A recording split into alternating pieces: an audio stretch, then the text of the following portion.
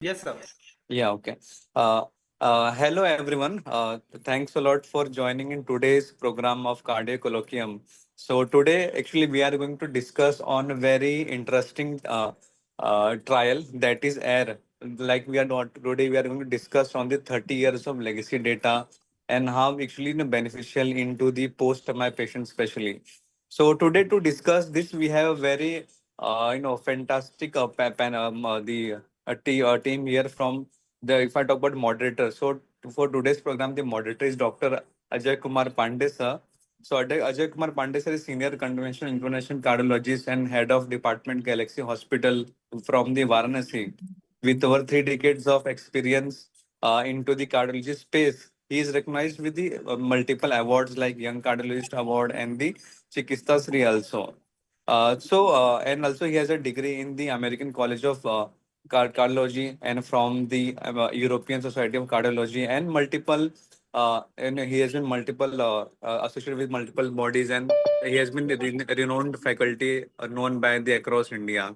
And talking about the today's panelist, we have Dr. Ashok Kumar sir. He is a DM cardiology from the SDN Arogyam Hospital, Patna, and then followed by Dr. Anshul Gupta, DM Cardiology from the Pulse Hospital from the Jhajjar, and Dr. Ashutosh Bhardwaj, DM Cardiology from the Bhardwaj Heart Care from the Chandigarh city, and Dr. Indra Kuldapati sir.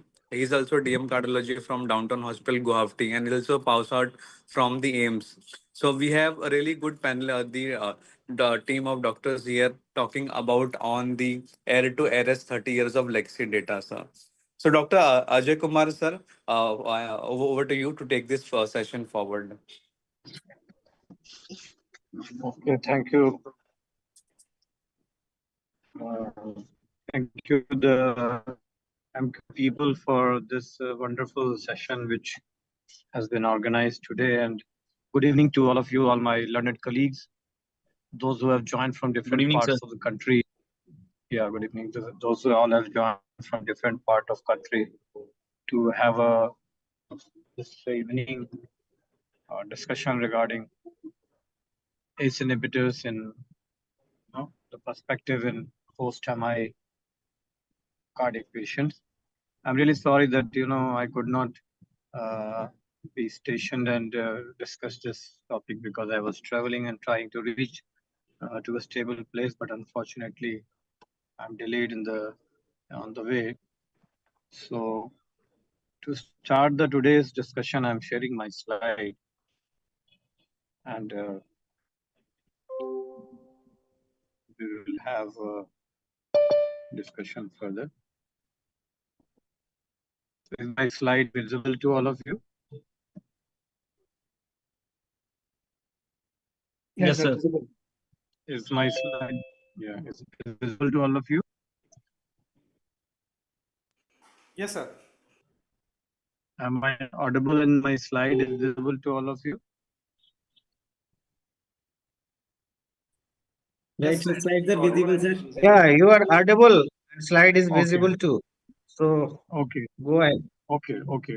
So the 30 years of A to ARS navigating RAAS inhibition in post-MI patient is today's discussion.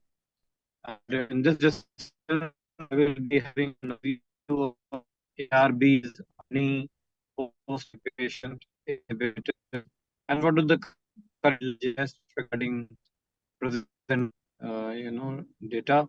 Now coming to ARBs first, in the discussion of post-MI patient, there are key evidences that ARBs are important drugs in post-MI.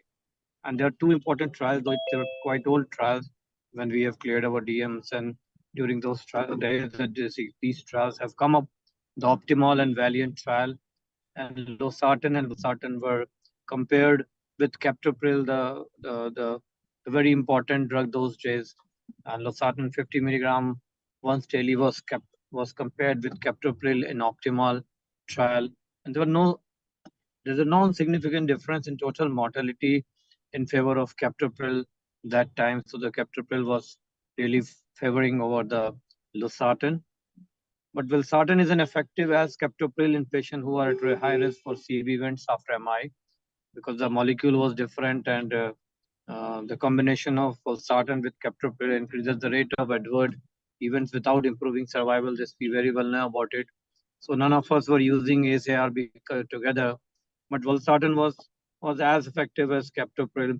So the data was during those days in these two trials were either equivocal or captopril is better than the ARBs. If you look into this optimal trial in myocardial infarction with the angiotensin 2 antagonist, there's a non-significant difference in total mortality in favor of captopril. And so the ACE inhibitor should remain the first choice treatment in patients after complicated acute MI. And since those days, we were using quite a lot ACE inhibitors in our post-MI patients. Losartan cannot be cannot be generally recommended in this population because this optimal trial has not shown that robust benefit over captopril.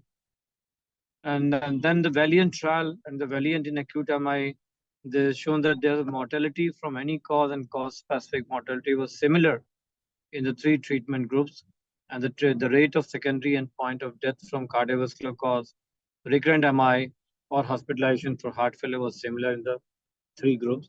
So the comparison of valsartan was little comparable to captopril. So that was the real data regarding the ARBs. Now, for the recent days, as Arnie has grown up his evidences in heart failure patients, those who were the first trial, the paradigm HF, which was done comparing the ACE inhibitor like enalapril with Arnie, that is valsartan and sacubitril. Those are the group of patients, those were stable heart failure patients, and they were not having any hospitalization. But later on, a Paradise MI trial was done with angiotensin receptor and neprilysin inhibition following acute MI, and primary result of the Paradigm MI trial was quite interesting. And because this was the trial which was done in acute MI patients from half to 7 days within LVEF less than 40% and a pulmonary congestion, plus any other risk factor which were noted here, like age more than 70 years, GFR less than 60, diabetes, prior MI, AF, LVEF less than 30, Phillips class 3 or more, and STEMI without reperfusion.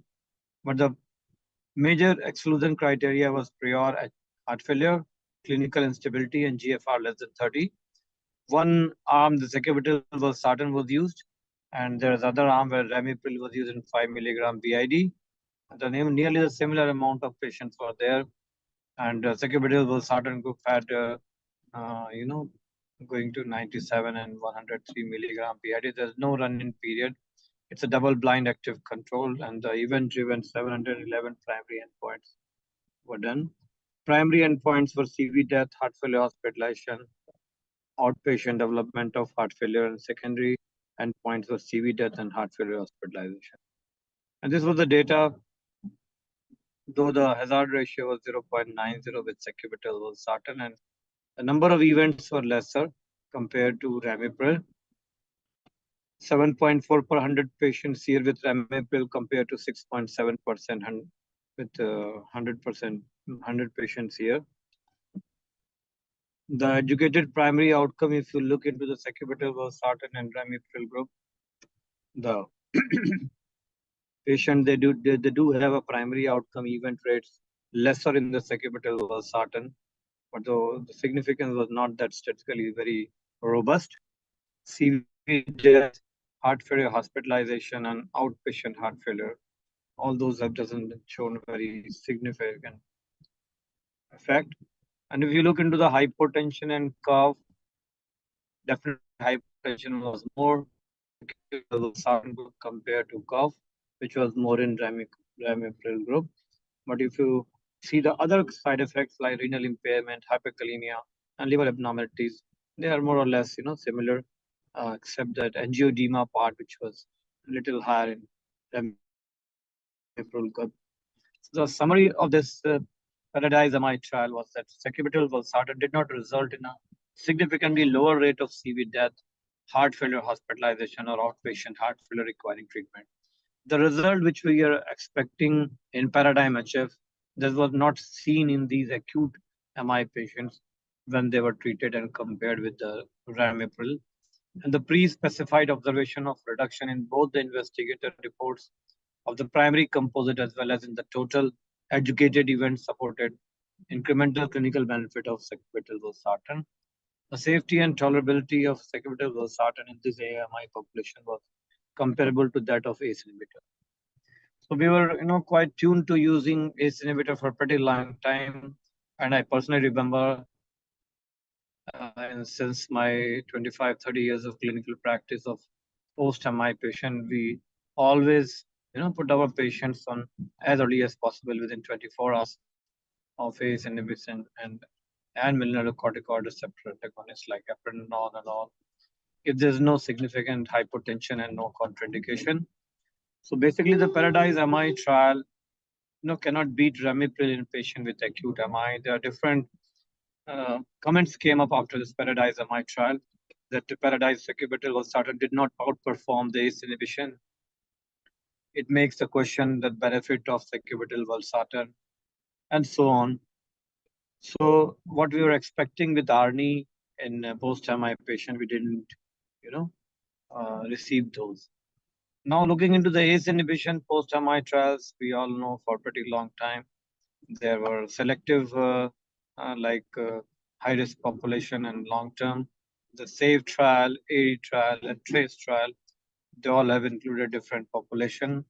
And the broader ACE inhibition trials were Consensus 2, GC3, and ISIS-4. SAVE 1992 survival and ventricular enlargement study, which was an important study with ACE inhibition, randomized double-blind placebo-controlled, where MI with LVEF less than 40% between 3 to 16 days, MUGA baseline and 36 months, and captopril maximum 50 milligram TDS with placebo and follow-up of 24 months. There were quite good results like captopril group showed 19% reduction in mortality and 25% reduction in recurrent MI. The cavity dilatation was reduced. These benefits occurred equally in patients who received thrombolysis plus beta blocker and in those who did not. So it was independent of thrombolytic drug therapy and beta blocker. So we all understood with the SAVE trial that ACE inhibition is having an independent benefit in spite of beta blocker or thrombolytic therapy. And since those days, we were quite comfortable using ACE inhibitors in our clinical practice, and particularly in post-MI patient. Now looking into the TRACE trial, which was published in 1995, Trendolapril cardiac evaluation study. It was a double-blind placebo control in AMI with wall motion index of less than 1.2, randomized between 3 to 7 days, Trendolapril 1 milligram per kg per day, follow-up for 24 to 50 months. There is a 25% reduction in mortality and 15% reduction in recurrent MI, 20% reduction in sudden cardiac death. There are other evidences for ACE inhibition in post-MI, like ISIS-4, GC3, and CCS1. They all have shown, the different drugs were tried, captopril, lisinopril. The captopril was quite a lot used those days as a short-acting ACE inhibitor, and they were found to be effective. Now, the last very important trial was acute infarction, ramipril efficacy, ARIES study, which was published in 1993, double-blind placebo-controlled trial in acute MI with transient or persistent heart failure and MI between 3 to 10 days. Oral ramipril 5 milligram BID versus placebo and followed for 15 months. There's a relative risk reduction of 27% in ramipril group compared to the placebo group. And after that, then the ARI extension study came up in 1997. It was basically designed as a double-blind placebo-controlled, and around 600 patients were there, and follow-up of 42 months to 59 months. And the beneficial effects of ramipril started early after MI and with heart failure are sustained over 3 to 4 years despite the discontinuation of medication at 1 year. This was a very important finding which has come up in ARI extension study. The relative risk reduction in mortality 36% and absolute risk reduction of 11%. means that 911 treatment of 9 patients with ramipril for an average of 1 year will result in 1 additional survivor in 5 years. So ramipril's long-term survival benefit in acute MI patients complicated by heart failure came up with ARES survival trial, which was published recently in 2021. And the aim was to assess the long-term, around 29.6 years after randomization, the magnitude of impact on length of survival observed after treatment with ramipril. That was a target dose of 5 milligram BID when compared with placebo. And what was observed in this survival benefit trial of ARI, that up to the patient was followed up to 30 years, and the life expectancy and all-cause mortality was seen in these patients, and it was very well observed in that median survival time was 8.3 years for placebo versus 9.6 years in a ramipril group. So that clearly shows that extension of life by 14.5 months, and survival crosses at 14 years to the time of randomization. The life expectancy was greatest at about 15 years. Life expectancy was improved with ramipril across all the comorbidities.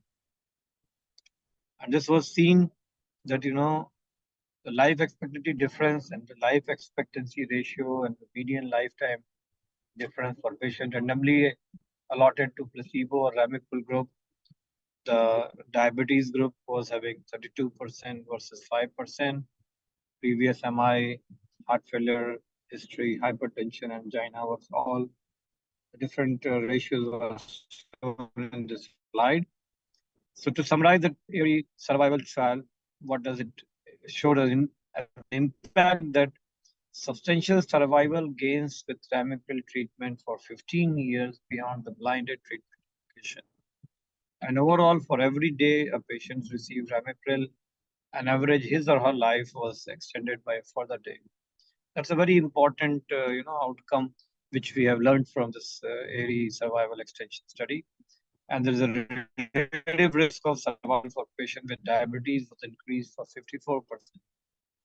So the patient of diabetes post-MI, those who are allocated with ramipril 30 years, by now they're followed, showing quite a significant risk of survival benefit.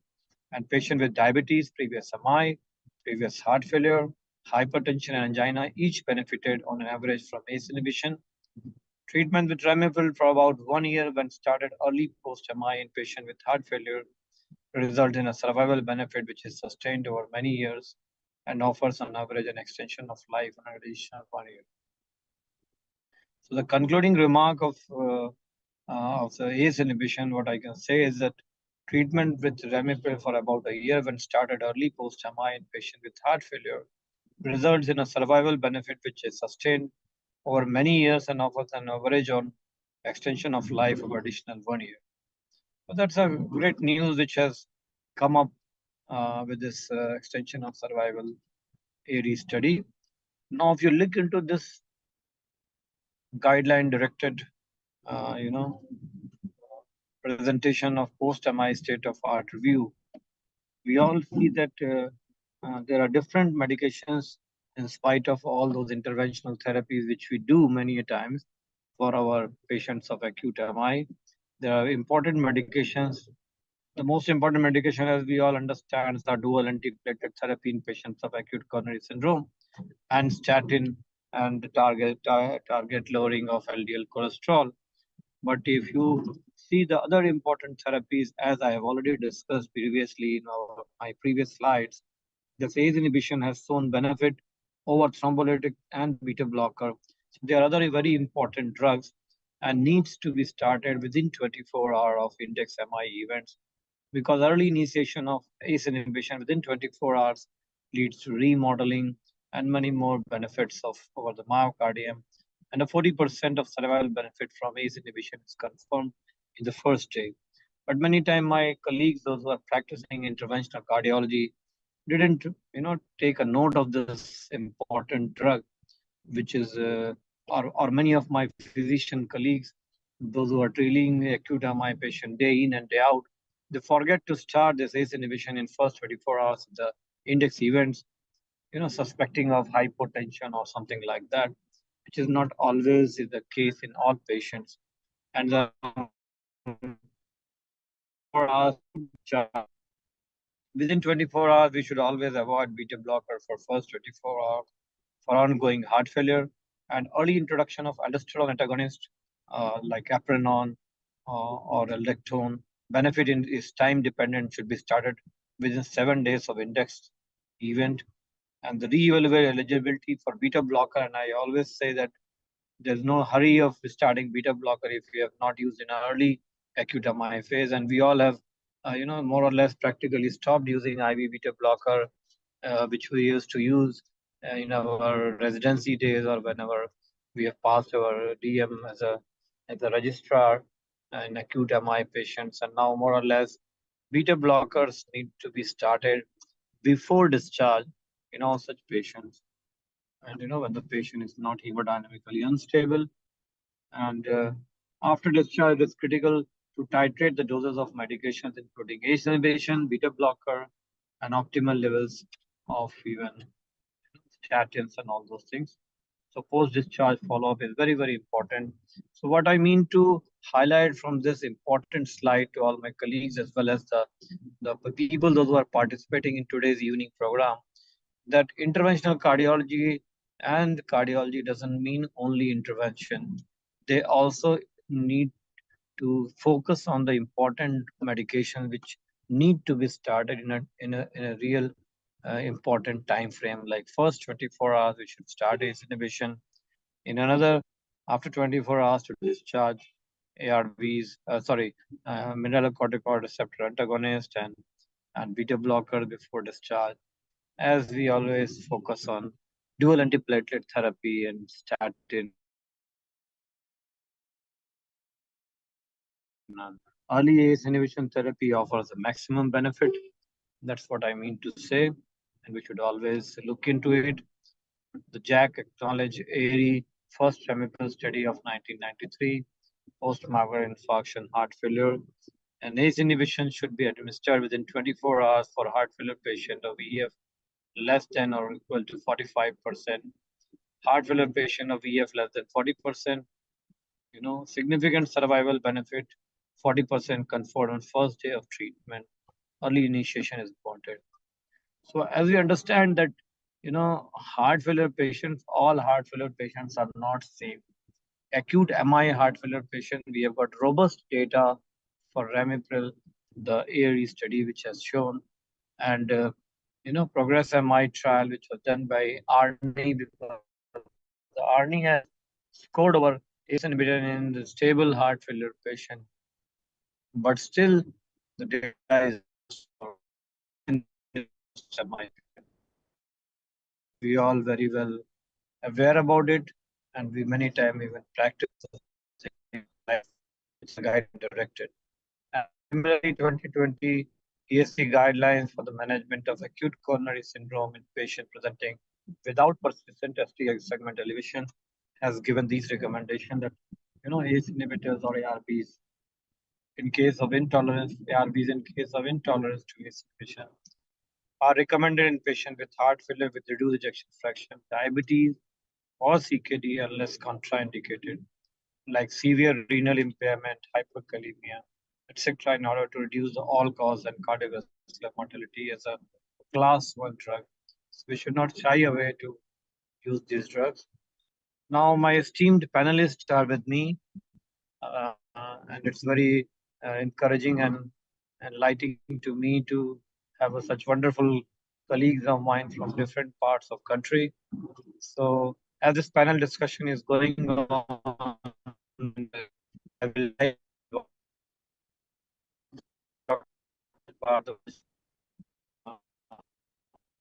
discuss in post-MI patient, post-vascularization,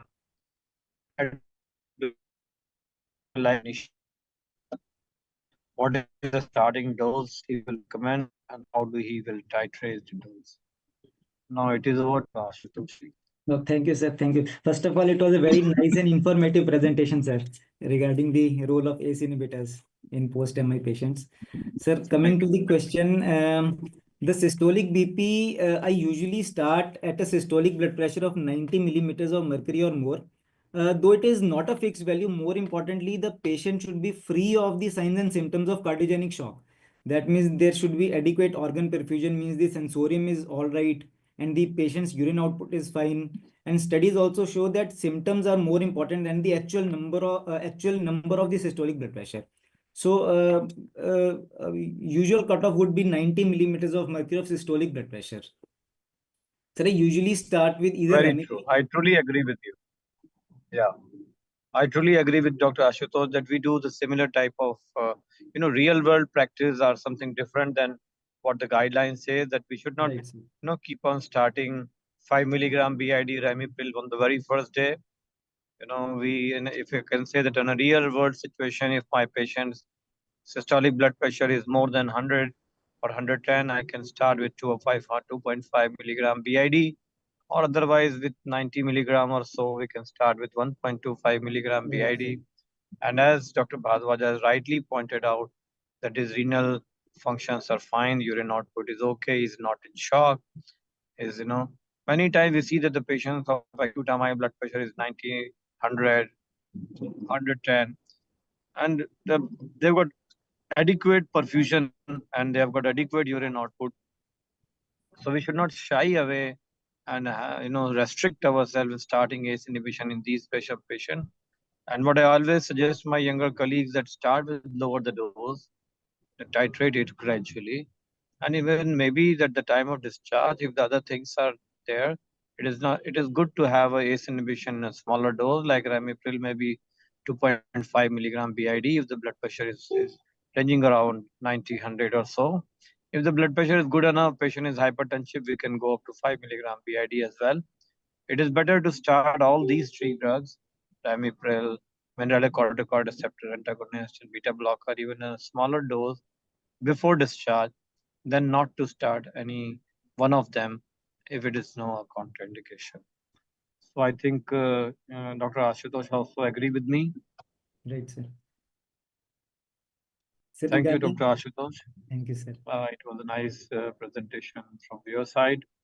Now, the question which I want to pose to my other colleague, Dr. Anshul Gupta, that is Dr. Anshul is on board here. Yes, sir. Good evening, sir. Good evening, Dr. Anshul. Sorry, I'm unable to display my video because of some connection Yes, issues. yes. So Yes, what sir, you no will issue, be, will you switch the patient to an ACE inhibitor if the patient at the time of MI was receiving the ARB for hypertension, or what is your take, or what is your opinion like to do So that? first of all, thanks for giving a beautiful, enlightening lecture regarding ARB. Sir, we used to see, we usually the patient who are already on ARBs, we continue the same ARBs after the MI also.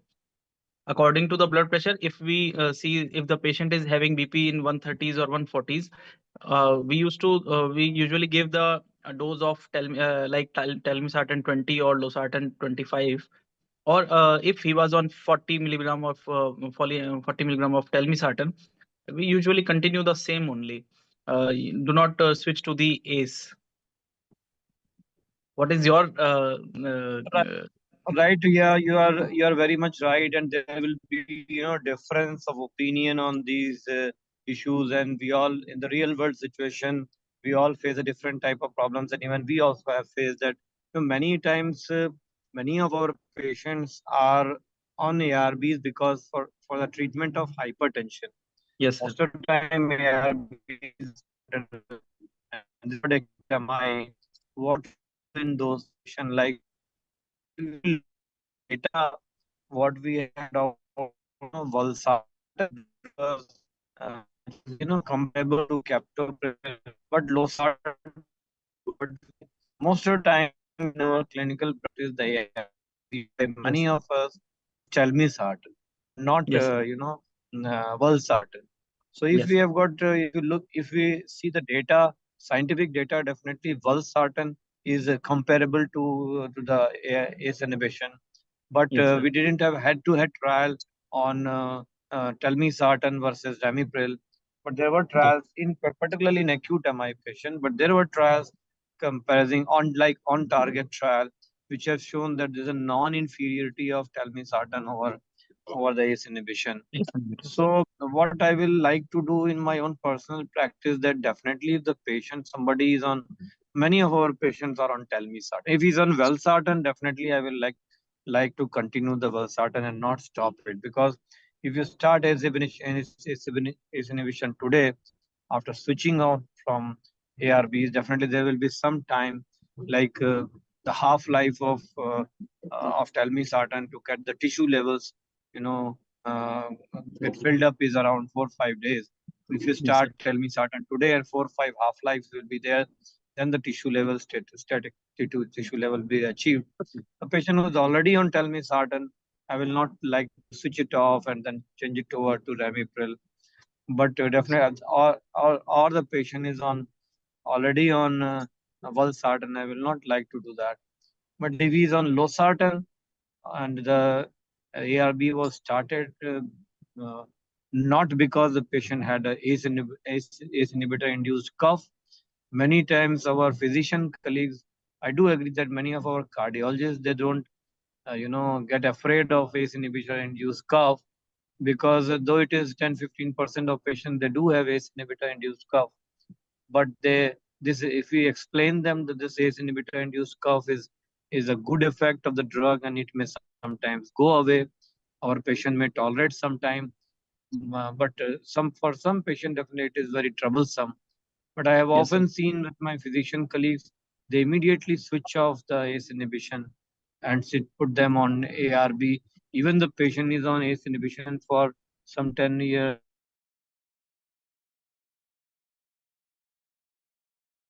15 years. So this is my take that I feel like to switch, not like to switch from ARBs if the patient is on valsartan or telmisartan. But if it is on losartan or other ARBs, maybe if the reason was not starting, the reason ARB was not because of patient had ACE inhibitor induced cough, I will like to switch over. This is my personal take. So thank you, Dr. Anshul. Now coming to my other colleague, Dr. Ashok from Patna. I welcome Dr. Ashok in the discussion. Good evening, boss. And Good the evening. question, good evening, Dr. Ashok. And the question which I will like to discuss with you is that how early do you think an ARNI can be initiated in a patient post-MI? What is your own take? Actually, in our own practice, we often use ARNI even in the first day of whenever the hemodynamically patient stabilizes. Only then we use ARNI, that they don't need inotropic support, they don't need IV diuretics. Only then we start ARNI. And we have gone through the Paradise MI a bit more critically. Actually, the Paradise MI was planned for the superiority, and it doesn't prove their superiority. That's why that doesn't mean that this ARNI is inferior to ACE inhibitor. This is my point. Whenever you will go through the recent meta-analysis, even subgroup post hoc analysis of this Paradise MI trial, you will see. And even in Paradise MI trial, there was numerical benefit in ARNI subgroup rather than ramipril subgroup.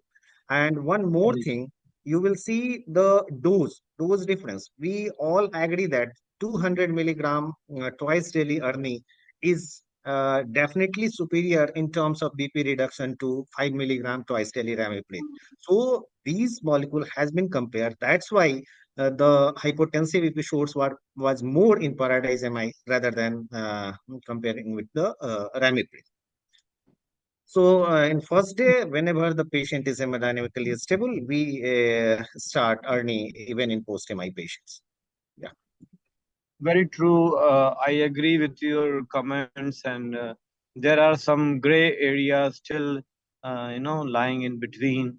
And definitely, we all understand that ARNI has a superior mechanism of action compared to ACE inhibition. and that the different trials have proven RNA better over ACE inhibition. The only part which we still not started in our clinical practice. I agree with your comment and your proposition that RNA can be equally good, and it has been shown to be as equally important, not inferior, at least particularly to ACE inhibition. So many of my colleagues are using were doing the similar type of practice as you have said, that starting the lower the dose.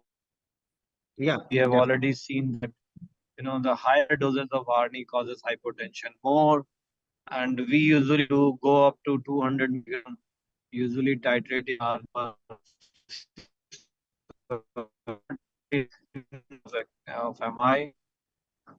What my choice is that the patient left ventricle ejection fraction is more 40%.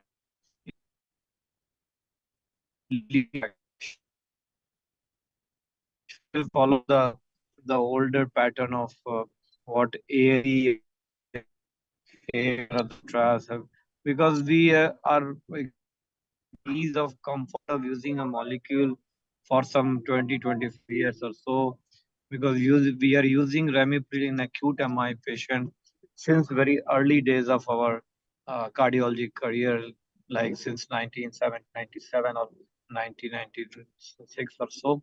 So since those days we are using these drugs as a so we are more comfortable titrating ramipril, and we are more happier, uh, and our mindset is saying that we are not afraid of using of hypertension in this molecule. But definitely I agree with you that RNA is as good as ACE inhibition, starting early with smaller the dose, titrating it up. But what personally I say that the patient LV function is less than 40%. RNA scores more than the ACE inhibition. So we didn't have such a long data as ARE survival extension with ACE inhibition like ramipril, which we have seen. But definitely over the time, RNA will score. And using ACE inhibition initial 1 year gives a very important benefit, survival benefit over and above thrombolytic therapy and beta blocker. Maybe long-term trials or many more trials on RNA will also give the similar type of result, maybe better. So thank you very much, Dr. Ashok. And now I'm inviting my other colleague, Dr. Indra Kulladipati. And the question I posed to him for discussion is, what is your opinion, Dr. Indra, regarding the post-revascularization? If you find LV systolic dysfunction of EF less than 40%, but without clinical heart failure in your patient, will you put the patient on ACE inhibition or RNA? Over to you. Yeah, thank you, sir. So now probably I think for us, if, in case of almost all epidemi, unless they have already on ARB that we discussed previously, I think we start with ACE inhibitor. The ramipril is a commonest drug we use, and we continue to give ramipril early post discharge and probably. Now the question is, if the patient is already on ARB and especially like they are already getting some like valsartan, we continue the same drug based on chemotherapy, we adjust the dose. Now, this situation, the particular specific question is that you do not have clinical heart failure, and if we start with a ramipril or ARV, I think we continue the same drug.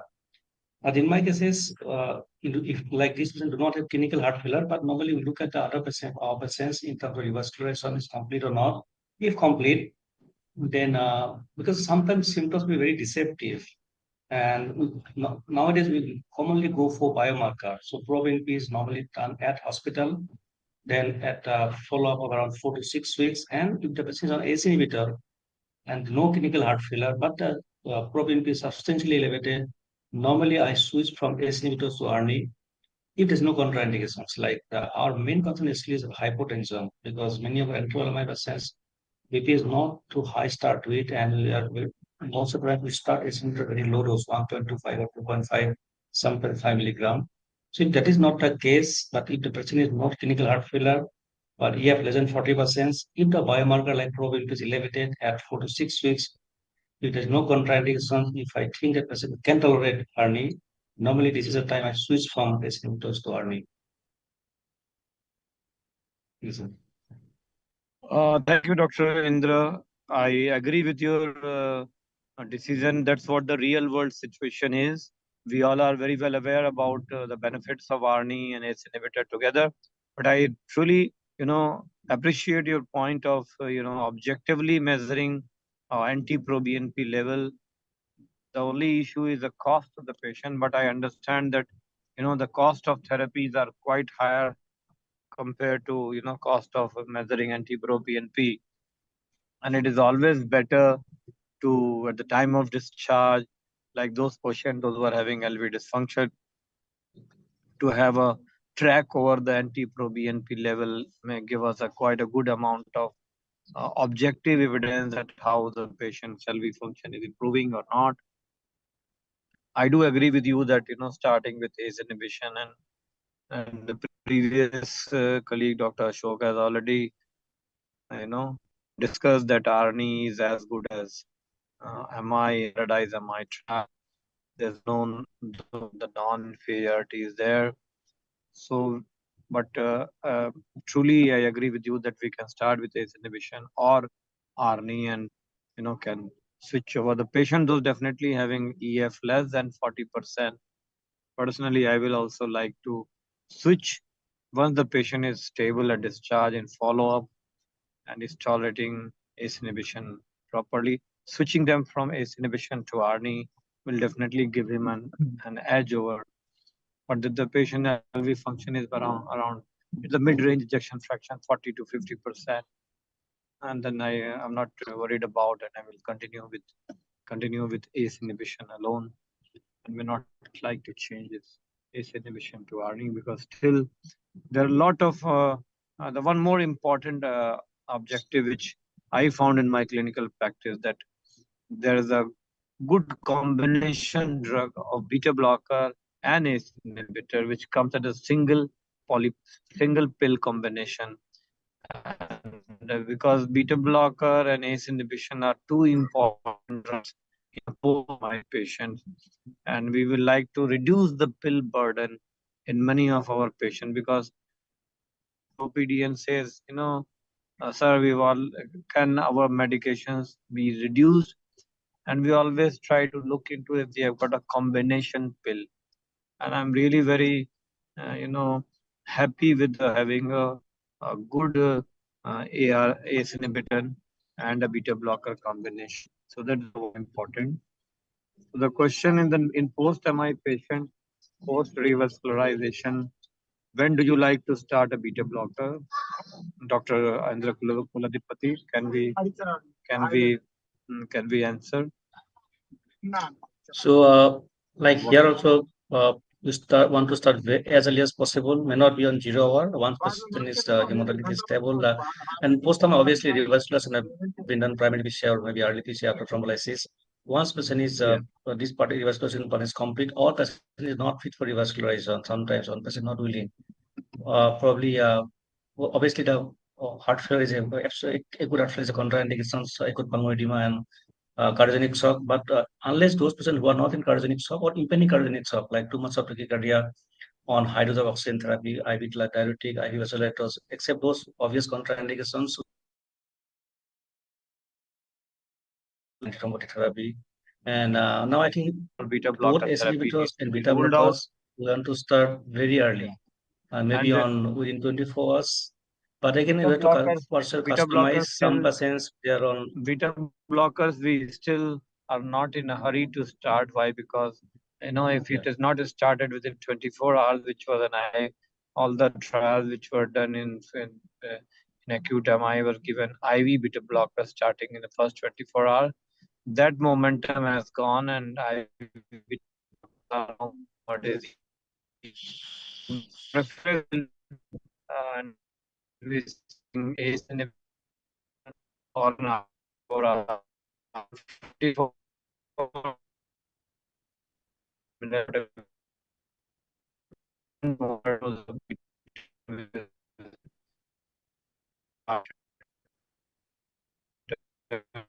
which And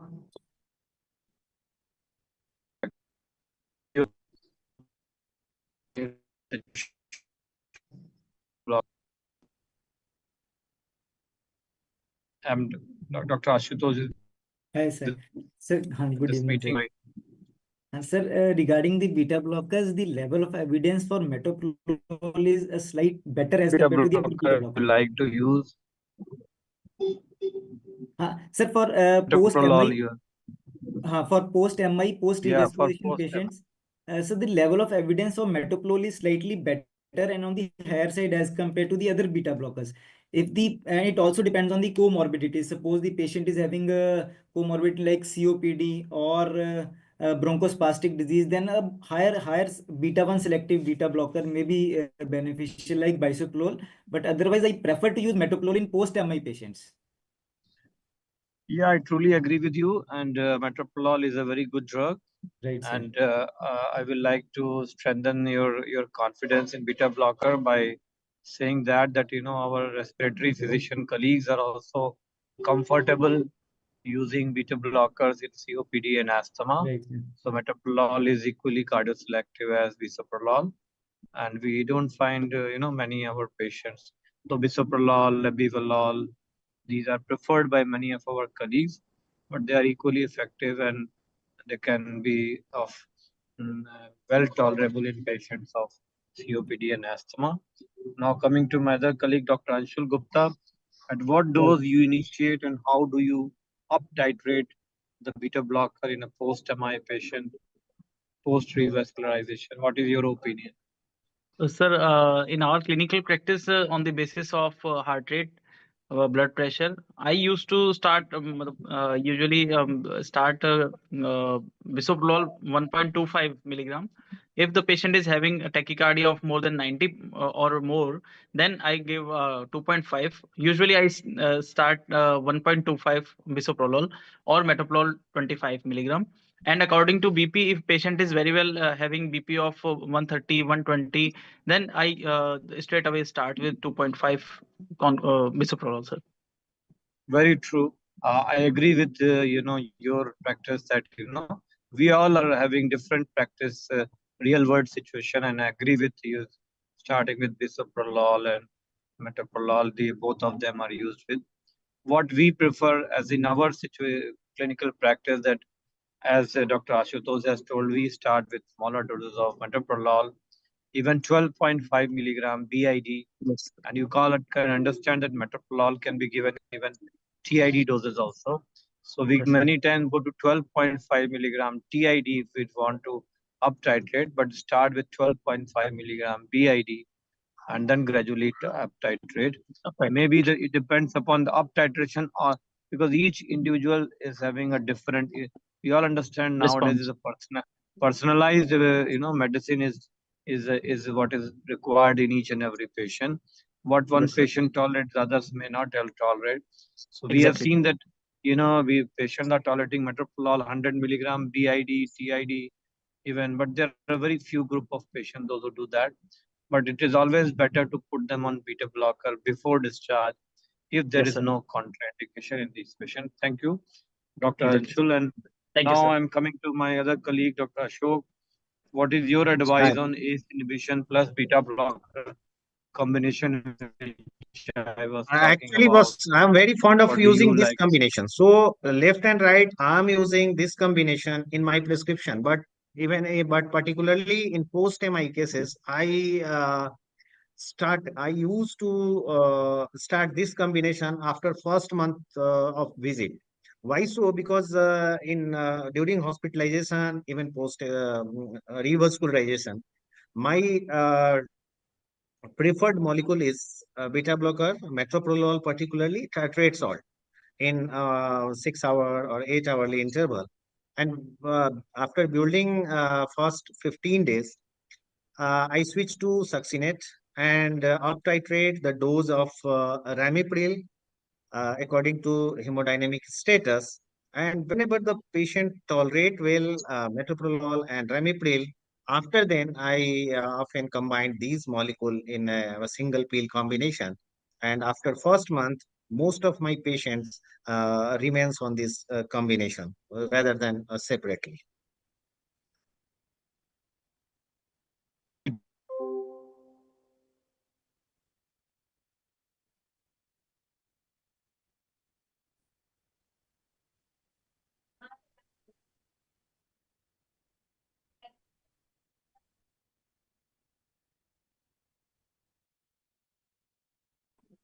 I guess there is a technical issue at first end.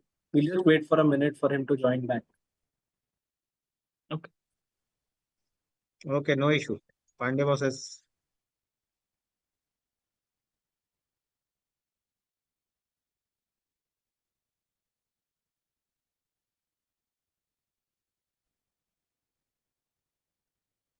Sorry, I lost the connection. It means this was only last question was left.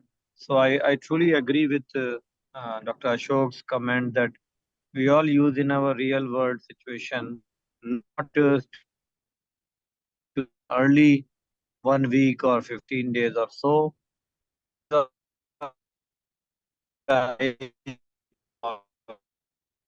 Tolerable dose specified, then we can combine these two combination of ramipril to lose pill burden. 5 milligram. Many times I use them BID, or many times I use them OD, depending upon their blood pressure and heart rate. And even 50 milligram and 5 milligram can be used BID or OD, whatever the situation is. So now the last question which is there, which I see I can't, yeah, that is from Dr. Anshul. And Yes, sir. will you recommend shifting the patient from ACE inhibitor to ARNI post revascularization? What is your opinion?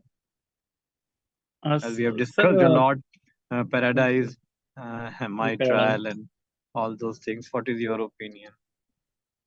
Sir, if we have already started patient on Ramipril 1.25 or 2.5 once a day or twice a day, and he is very well tolerating. So, in the initial period of admission in the CCU, I think we should continue that only, and then in the follow-up, if patient is having ACE-induced cough or any other rash or other symptom, side effects, then only we should switch on RD. Please. I truly agree with your comment, and that's what we all differ in our clinical practice. But what I used to do in my own practice, that which I have already discussed, that, and one of our colleague has already highlighted also, that we look at an objective evidence of anti-pro-BNP. I'm really very comfortable starting ACE inhibition in the early post-MI phase within 24 hours. We use it very frequently without significant hypertension. Sometimes we have burnt our fingers, and the patients had some problems, and they have hypertension and renal insufficiency, and the creatinine and potassium were raised. We have to stop it also. I couldn't say that all the time I was really successful in putting them on all my acute MI patients in 24 hours. But definitely I was more happier because using it for a pretty long time. And maybe once the patient is stabilized, looking into their anti-pro-BNP level, if the anti-pro-BNP levels are high and they are having real significant heart failure symptoms, I will definitely like to, maybe a month or so, or 15 days or a month or so, I will like to shift him to RD.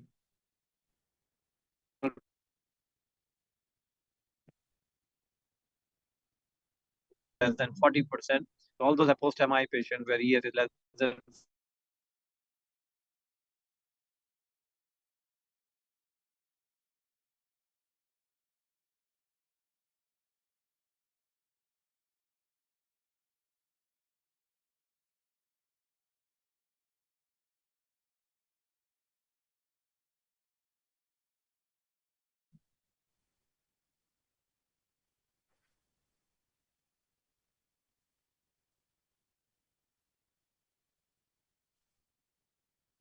may have crossed 1 month or so.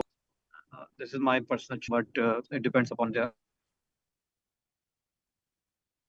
Totally agree, sir. Agreed, sir. So I think that was the last question which was there. And is there any other slide was left? I'm unable to look into the slide. Yeah, the last question. Do you consider anti-proBNP as a deciding marker for choosing ARNI over Ramipril? To all my panelists, I think one of the panelists have already, made this point, and I do have a, can raise my hand as PNP and lower the EF. I will definitely like to use ARNI over Ramipril. What my other panelists are saying.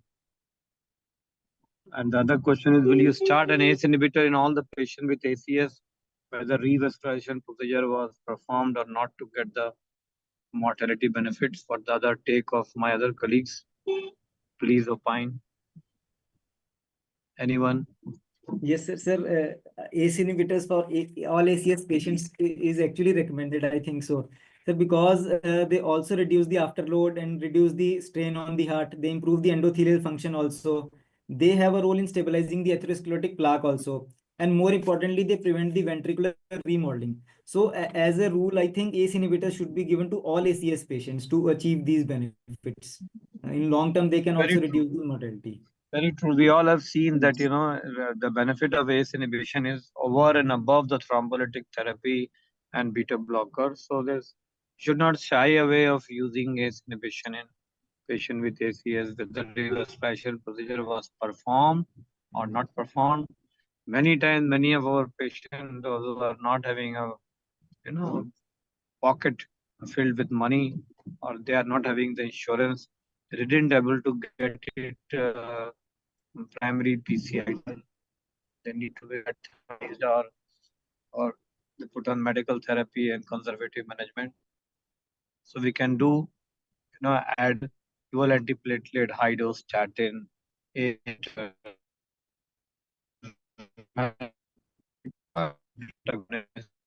block them.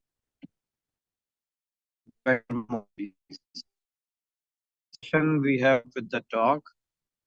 Thank you very much, and I will like to discontinue sharing my slides. It is.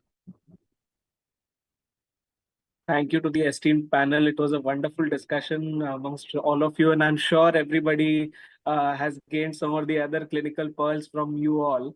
Sir, we also have a few questions in the chat box. I can just take them up one by one, and any of the panelists can answer them. The first one is, post-MI, does ARB have benefits compared to ACE in ventricular remodeling? I can't hear what is the question. Post-MI?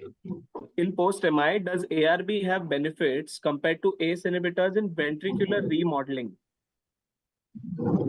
All those benefits which were shown, I've already discussed the ARB trials, and losartan was not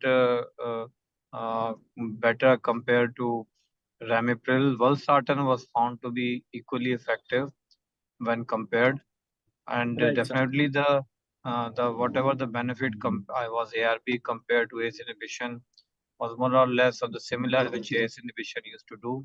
So still what we do as an using an ARB in post-MI patient, like those who are already taking ARB and came to us in an acute MI phase, if they are on valsartan or telmisartan, I will not like to change it immediately. Or the people, those who are intolerant to ACE inhibition, like having cough. Many times we start ARBs to people those are intolerant to ACE inhibition. And LV remodeling or all those benefits are like similar, but ACE inhibition is not as equal to ARB because there are many plaque stabilization roles and many other important roles of ACE inhibitions are there. The molecules both look like same RAAS inhibition, but we all understand that RAAS inhibition are not same.